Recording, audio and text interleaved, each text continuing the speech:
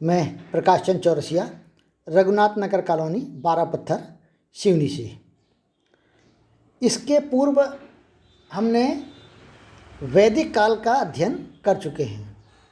अब वैदिक काल का प्रमुख आधार वेद ही थे, अर्थात जिस काल में वेदों की रचना हुई उस काल को वैदिक काल कहा गया। आज हम इस वीडियो में वेद कौन कौन से हैं उनके बारे में सामान्य जानकारी, जो परीक्षा के दृष्टिकोण से अत्यंत महत्वपूर्ण है, उसका अध्ययन करेंगे।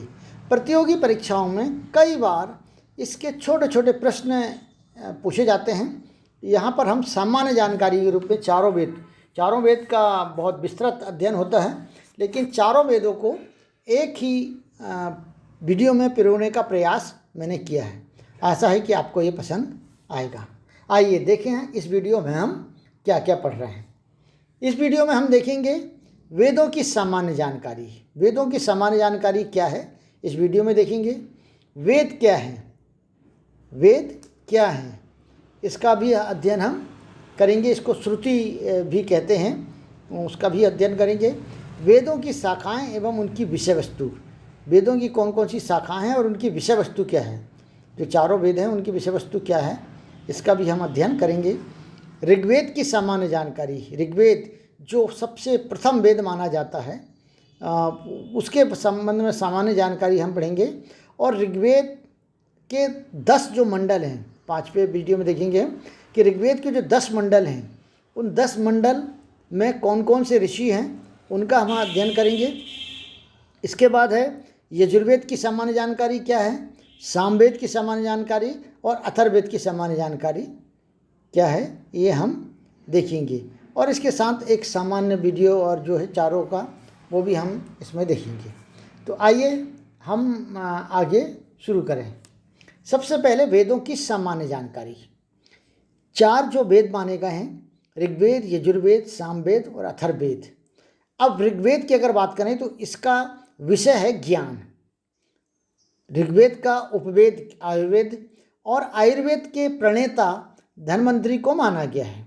अर्थात आयुर्वेद के संबंध में जो जानकारी ज़्यादातर मिलती है वो धन्वंतरि जी ने दी है, और इसमें 10,589 मंत्र हैं, और ये सबसे बड़ा वेद भी माना जाता है।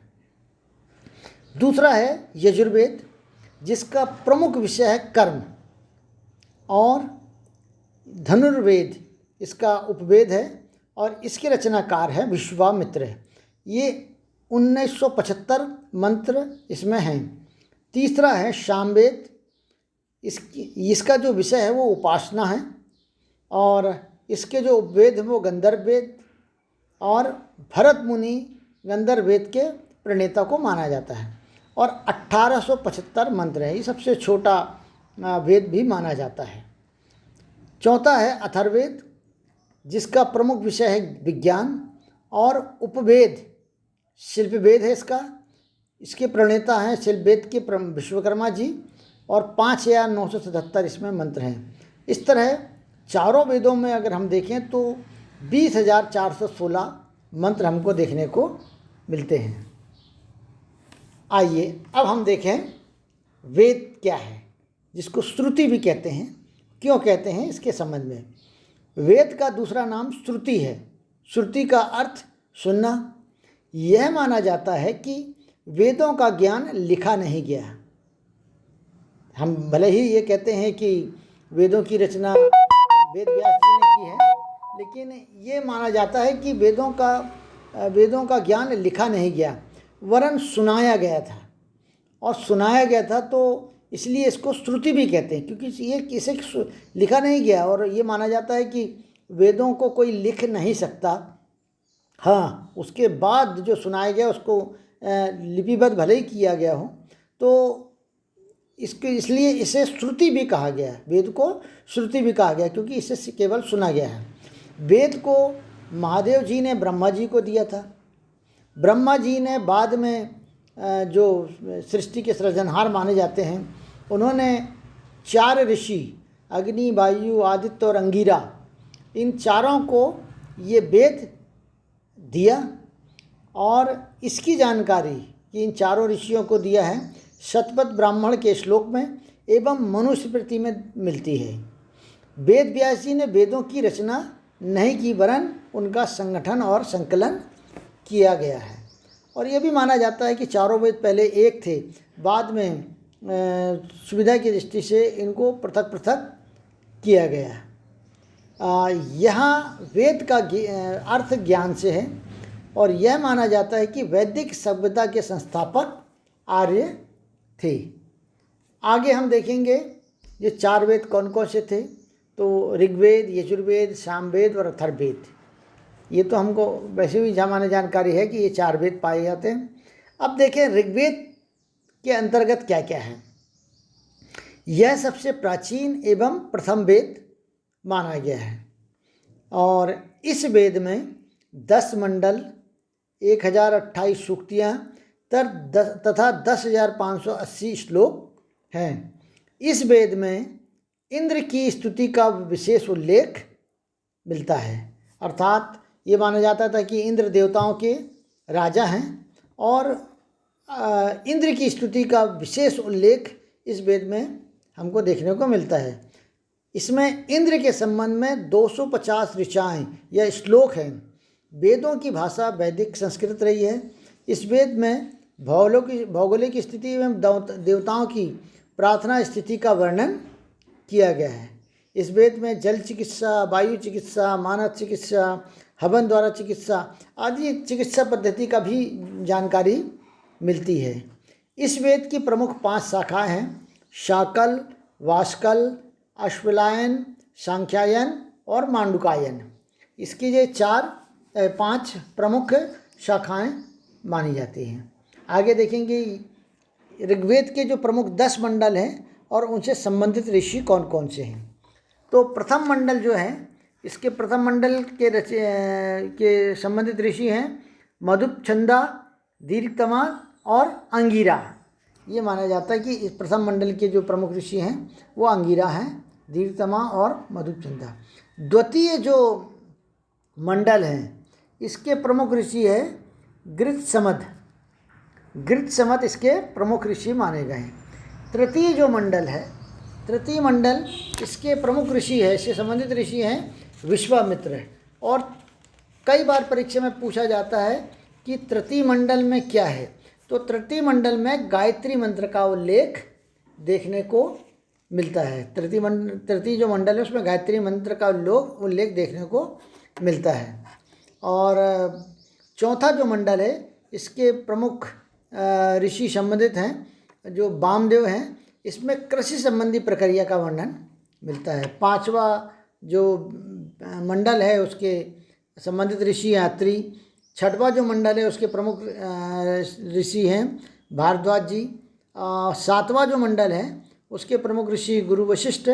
आठवां जो मंडल है इसके प्रमुख ऋषि हैं कण्व। नौवां जो मंडल है इसके पवमान अंगिरा। और 10वां जो मंडल है इसकी क्षुद्र सूक्ति और महासूक्ति है, इससे संबंधित ऋषि को माना गया है। चलिए आगे अब हम देखेंगे यजुर्वेद के संबंध में।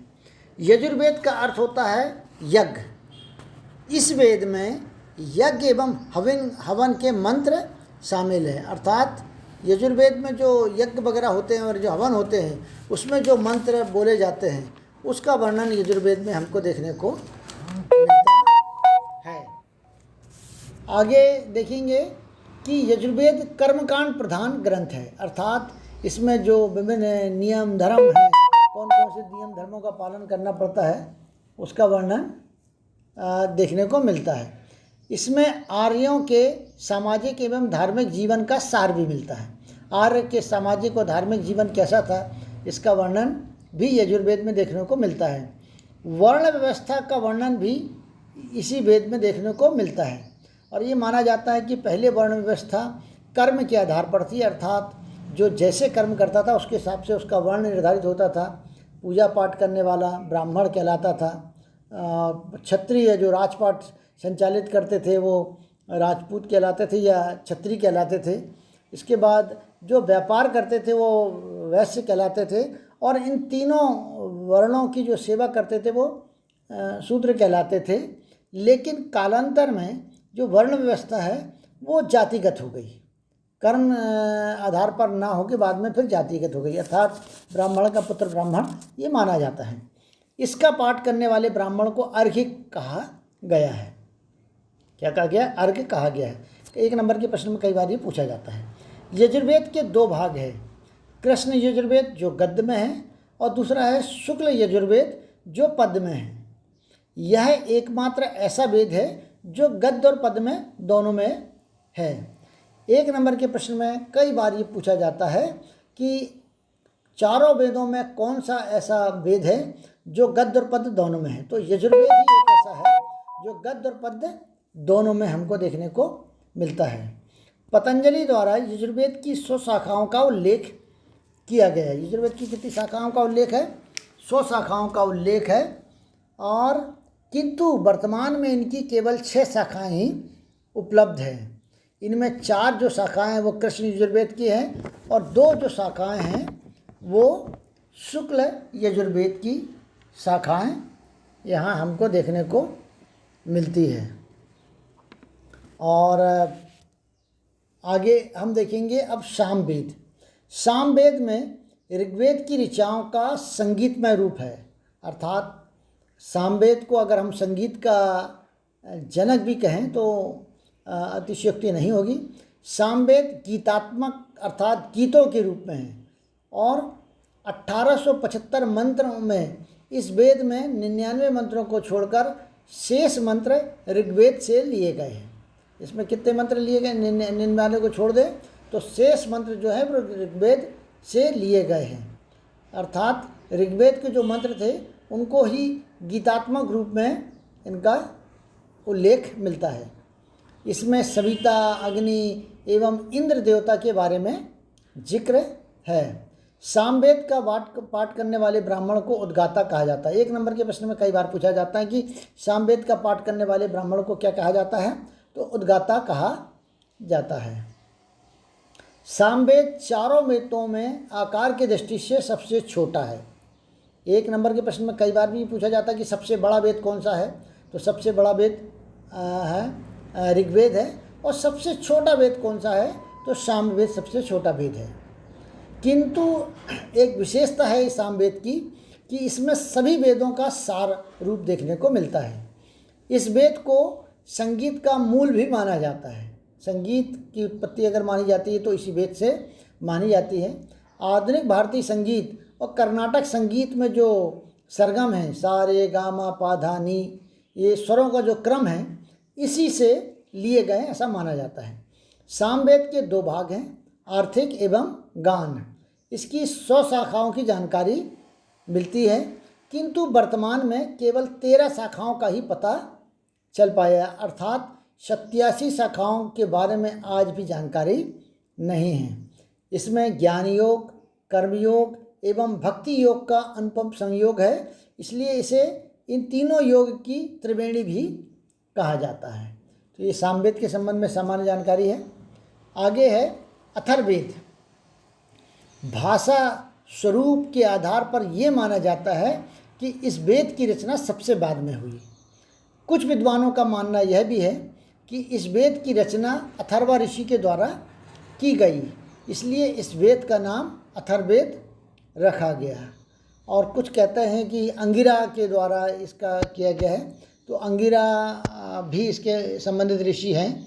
इस वेद में रहस्यमयी विद्या, ब्रह्म ज्ञान, तंत्र मंत्र, जड़ी बूटी, आयुर्वेद आदि का जिक्र होता है। अर्थात इस समय ये माना जाता है कि प्रकृति पूजा का जो उपेक्षा होने लगी थी, प्रकृति पूजा को लोग अब कम ध्यान दे रहे थे और जादू टोना पर अधिक विश्वास करने लगे थे। तो इस वेद में अथर्ववेद के समय की स्थिति है।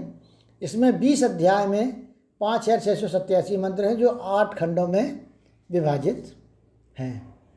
आगे हम देखेंगे जो चारों वेद हैं उनमें कौन कौन सी शाखाएं थी, उनके पुरोहित को क्या क्या कहा जाता था, ये इनकी विषय वस्तु क्या थी, इनके ब्राह्मण कौन कौन थे, आरण्यक और उपनिषद कौन कौन हैं।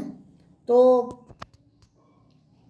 ऋग्वेद की अगर बात करें जो पद में है इसकी प्रमुख शाखाओं में शाकल, वालखिल्य और वाष्कल। इनकी पुरोहित को अगर हम बात करें तो होत्र या होता इनके पुरोहित को कहा जाता था। इनकी अगर विषय वस्तु देखें तो देवताओं की स्थिति, और देवताओं में भी विशेष रूप से इंद्र की स्तुति का वर्णन ज़्यादातर देखने को मिलता है, जिनमें 250 सूक्तियाँ या मंत्र का उल्लेख केवल इंद्र के लिए ही किया गया है।